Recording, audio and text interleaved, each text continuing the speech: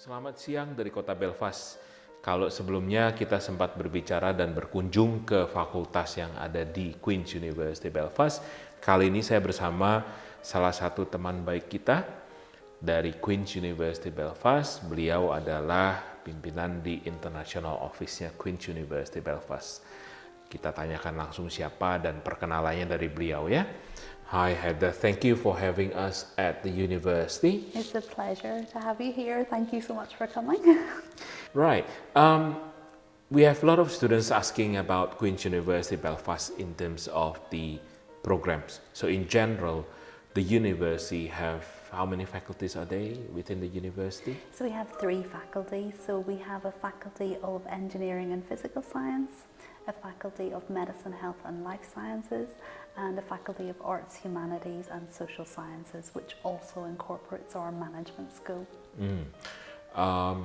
And you do provide all levels of study, from undergraduate, postgraduate, PhD, as well as postdoctoral? Yes, we do. So we provide right through the whole spectrum. So from undergraduate right through to doctoral studies as well.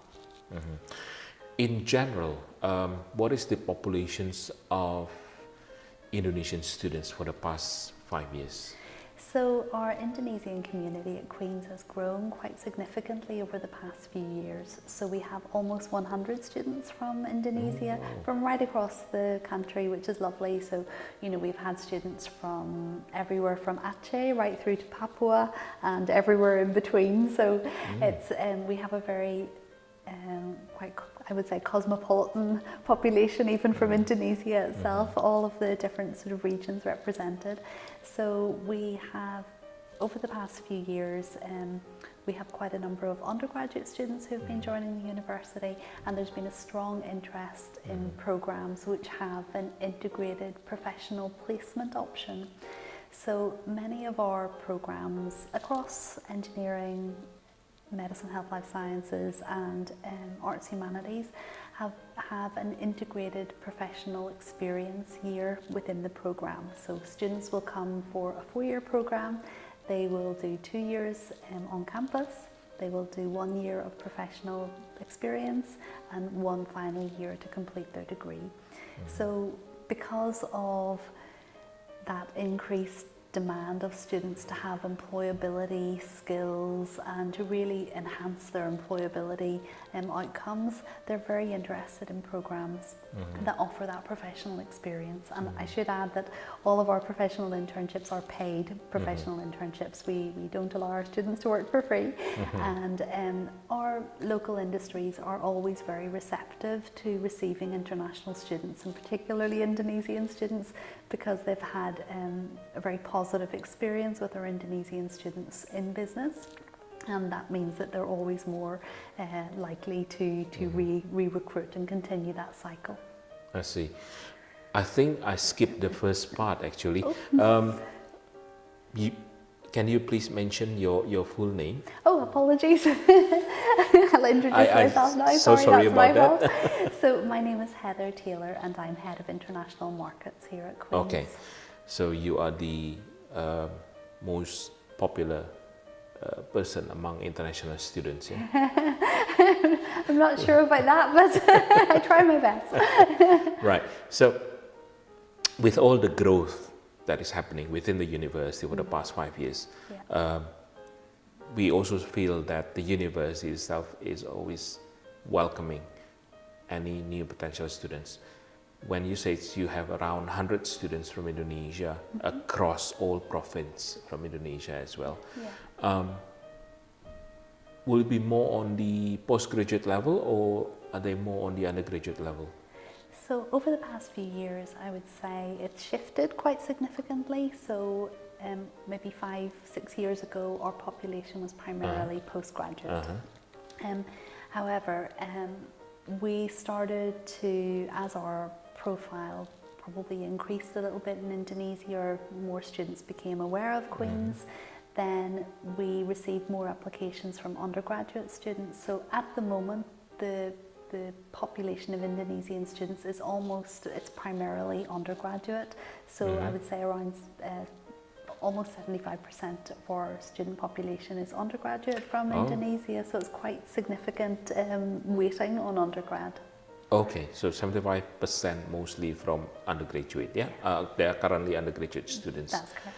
While the other 25% would be master and PhD students. That's correct. Right. Yeah. Have you noticed what is the biggest problem for most Indonesians when they first arrive in Belfast? That's a good question. I guess it depends where they come from in Indonesia. You know, sometimes that sort of culture shock coming from a city the size of Jakarta to coming to a city which is maybe the equivalent of Tangerang or one of the small suburbs of Jakarta. It's maybe a little bit of a shock. And probably the fact that our shops don't open all of the time is is something else. But no, I would say that generally in terms of the transition for undergraduate students, it is quite a big transition to go from high school to university. So that's already one big transition or one big move. But to come from another country to follow a curriculum in another language, I mean that's a huge. I guess it's not a challenge, but it's huge. It's a daunting prospect for any student. But I believe that we have a very strong support system here in place at Queen's, and definitely that's continual, constant feedback that we would get from parents and students alike is that there is a lot of support provided here. So right across from professional services such as myself, our international student support team, we have within our sort of academic or faculties, we have mentors for our students. So there's always a point where they can get help with whatever they need. So if it's struggles with, adapting to a new city, if it's trying to meet friends, if it's more of an academic writing or just maybe needing a little bit of support with getting into the way of study here in the UK, we offer support across right along their journey until graduation. I see. Yeah. So, probably a culture shock would be the only issue, I guess. A little bit, and I should say a funny story is like we know that sometimes I see Indonesian students out in the cafes around Belfast, and they have the little packets of sambal. Oh. Or not sambal, the chili, yes. So I can see them just putting some chili in. So I think also the food, but we have a lot of restaurants here in Belfast, and they can always find their food. But I do sometimes see those little packets of chili. Yeah. This is one thing they always bring. Yes. So and the noodles as well. The instant noodles. The instant noodles as well, yes. Well, they're always in the library, in the cafe part of the library. I can see them with their boiling water and their instant noodles. They always have that. Yeah. Right. A few from myself, for being here for a few days. When I arrived, I felt that the airport is very welcoming. It's not too busy. It's rather friendly airport. The city itself, again, when you say it's a smaller city than Jakarta, yes. But one thing that probably we should highlight is that it is much more less stress compared if they live in Jakarta, where they're dealing with traffic every day, as you know. So can we say is that the quality of living in Belfast is much better compared to other big cities in the UK as well? I would say so. So on the one hand, it's a smaller city, but as you've mentioned, it's a capital city. So we're one of 4 capital cities in the UK. So the facilities that we have here are similar to any capital city within the UK. I would say yes, that in terms of the pace of life here, because, for me personally, when sometimes if I ask a taxi driver in Jakarta, is it close? They say yes, it's close. And the perception of close for a taxi driver in Jakarta and me are very different. So I've realised that my definition of close or near is about 10 minutes. Yep. That's it. That's close for me. And for other people it's like 60 minutes or 70 minutes. Like that's across the island. That's a very long way away. So I guess it's all about your perception. Yeah. So what Belfast is very good at is it's a smaller city and it's easy to get around. Yeah. So even if you're going from university to accommodation, or you're working for a company in Belfast, it's very easy to navigate. Yes. You know, everywhere is about 20 minutes away. So that's usually probably your maximum. You know, if you're in Belfast, in about 20 minutes walk or cycle, you can be anywhere in the city. Yeah. So it's really accessible. Yeah. In terms of the quality of life here, it's, you know, after COVID, after the lockdown, I suppose when a lot more companies had that flexibility for their staff to work from home, what Northern Ireland has experienced is a lot of people coming here because they've realised that in terms of the affordability of the city, it's a very low cost of living here. So if their companies are allowing them to work from home remotely, they maybe have their job in London, but they live here in Belfast, and it's much more affordable. Their quality of life is better because it's easier. Yes. And yeah, so that's something that's definitely been a post-COVID outcome, which is a positive one as well. It is. And it's interesting because our city it's on the coast, so it's very close to beaches. We also have mountains very close by, so there's a really nice, you know, it's easy to go at the weekend and do something that you've never done before within sort of 40 minutes. It's really easy to do that. So you get a really nice work-life balance here in the city, I would say. Right. Yeah. And fun as well. The students obviously looking at, if they want to go shopping, everything is just right in the corner. The city center is just close by. The campus is also considered within the city center. Exactly. We can actually walk from here to the city center. Is quite convenient. That's absolutely it. So within the city, our city is divided up into a number of quarters, and this quarter is one of the oldest quarters in the city. This is the Queen's Quarter. So the university, this whole area of the city actually was developed around the university, so that shows just how significant the university is. So we've been here, you know, since 1845, so we've gone through a lot of historical events, and the university is still here. You know, there's been 2 world wars, there's been, you know, there's been everything that has happened, but this is very much a landmark of our city. Similar to the Titanic, I suppose, being a key landmark of our city. So at one point we had the largest sort of port, shipbuilding port in the world, and you know, there's a lot of sort of heritage that comes with that. And I would say that the Queen's Quarter, coming back to that point, Queen's Quarter it's a really young, vibrant part of the city. And all of it's almost like a little village, cosmos in its own right.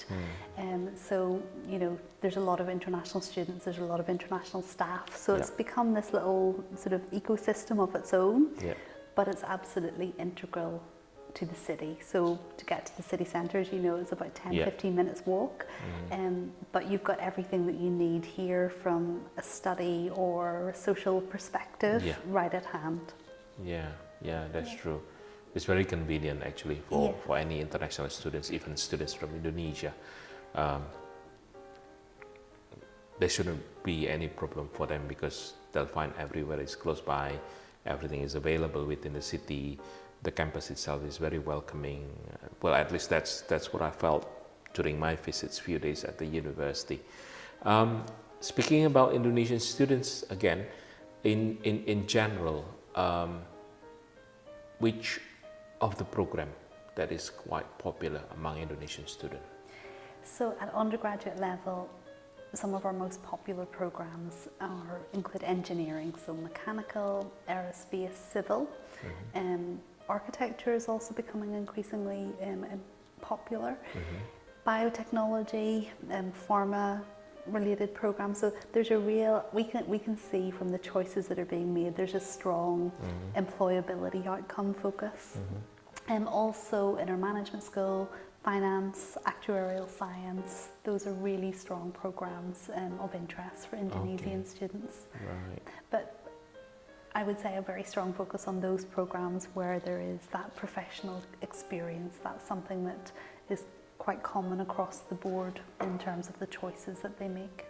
I see. When you say about professional experience, means the students will do placement during their study. That's correct. Yes, this is a 1-year industry placement.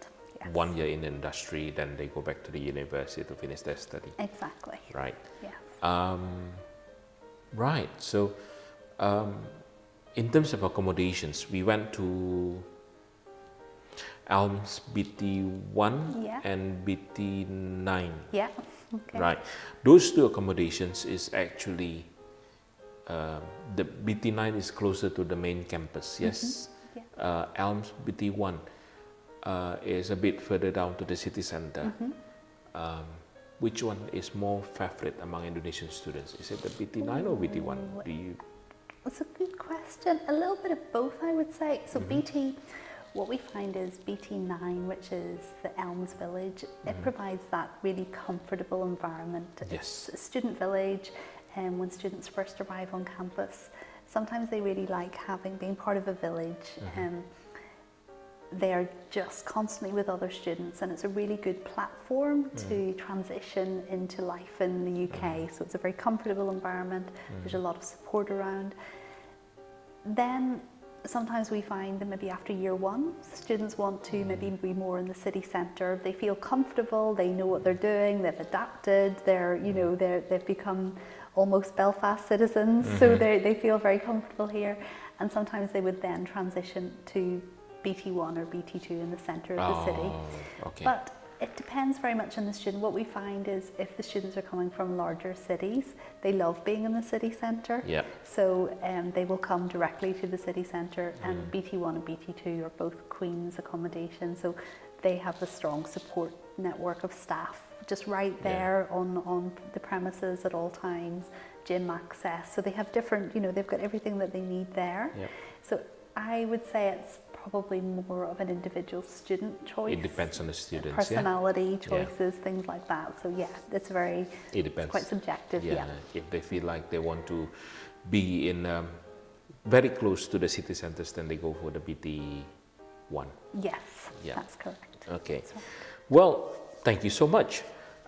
Anything that you would like to share to Indonesian students? Well, we would love to, if there's anything that we can do or that I can personally do to give you any advice or guidance or support you as you look at your sort of future career options, please contact me. I would love to help you in any way that I can. I mean, I suppose the most important thing for us as an institution, an education institution, is that our students are given the best opportunity to become their best possible selves at the end of the journey. We want to have our students having a very successful career ahead of them. So if that's here, that's perfect. If there is a programme in another university, that's also perfect. Our priority is that you achieve your educational outcomes and that you are successful. And terima kasih banyak. Thank you. Thank you so much, Heather. Thank you so much.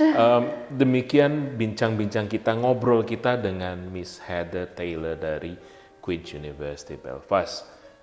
Beliau juga sering berkunjung ke Indonesia dan sedikit banyak sudah mendapatkan atau sudah belajar sedikit bahasa Indonesia. Kita nantikan kapan beliau datang lagi ke Indonesia nantinya, dan bagi teman-teman yang memang tertarik untuk melanjutkan pendidikannya di Queen's University Belfast, silakan hubungi kita. Kita akan mulai diskusinya mengenai pemilihan bidang studi yang ada di Queen's University Belfast, sampai akomodasi juga sampai keberangkatan nantinya. Ya, silakan hubungi kami dan sampai jumpa di video IBEC selanjutnya.